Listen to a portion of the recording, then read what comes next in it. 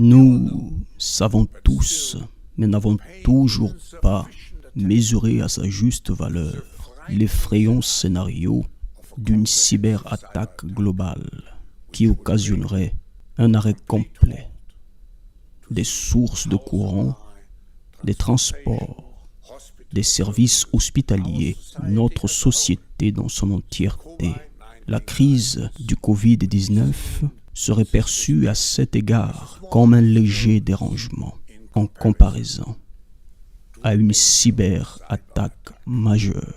Pour profiter de la crise du Covid-19 comme d'un moment opportun pour réfléchir aux leçons que la communauté de cybersécurité peut tirer.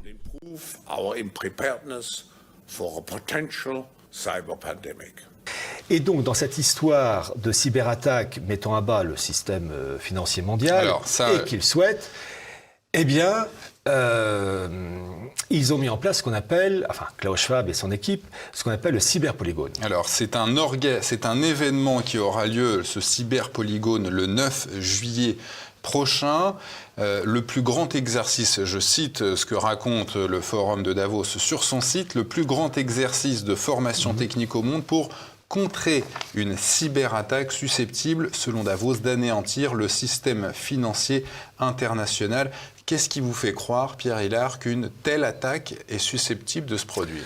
Alors déjà, ils ont mis en place en 2020 le fameux cyberpolygone avec 29 pays, je crois, qui était organisé pour simuler une attaque, une cyberattaque, et donc les réponses à apporter à cette cyberattaque. Et donc ils remettent le couvert, si je puis dire, 9 juillet 2021.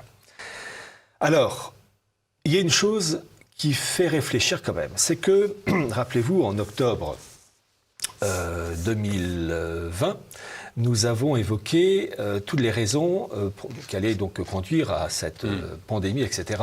Les annonces, et en particulier Event 201, où vous avez en octobre 2019 le Forum de Davos, évidemment, la Fondation Bill et Melinda Gates et le Johns Hopkins Center qui s'était organisé pour discuter de la réponse à apporter dans une simulation de pandémie, que faire, etc. Ça, vous dites, ça s'appelle Event 201. Oui, c'était d'accord. On a parlé de différentes étapes. Event 201, octobre 2019. 18 octobre, oui. C'était octobre 2019. À New York. Voilà, et quelques semaines plus tard, la chose qui était annoncée et développée au cours de cette réunion, comme par hasard au début de l'année 2020, éclate. Alors, on dirait qu'ils reprennent le même chemin avec cette histoire de cyberattaque et qu'ils apportent apparemment des solutions. Comment répondre à ces cyberattaques ? Parce qu'ils disent à un moment donné que le problème n'est pas si nous aurons des cyberattaques, mais quand.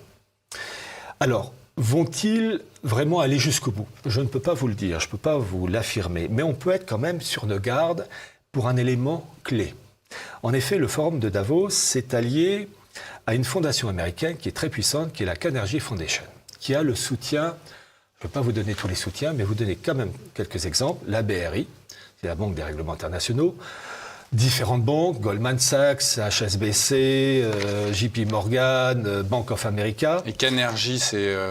Carnegie Foundation, c'est c'est un monsieur Carnegie. Non, c'est la fondation Carnegie, avec le nom du bonhomme, et c'est une entreprise philanthropique. Je vous mets de grosses guillemets qui en fait travaille main dans la main avec Bank of America, en particulier le monde de la finance. D'accord. Bon.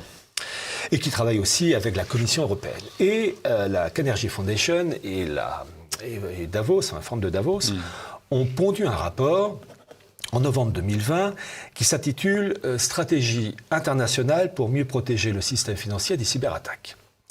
Et donc, il se désole dans ce rapport que j'ai lu, il se désole de ces cyberattaques qui vont arriver, qui vont conduire, malheureusement, et qui risquent de conduire à un effondrement du système financier mondial. Mais, façon Zorro, ils arrivent avec les mesures permettant de régler ces problèmes d'effondrement. Et en fait, c'est pour parachever le programme qui a déjà été entamé avec le Covid qui ébranle les économies mondiales.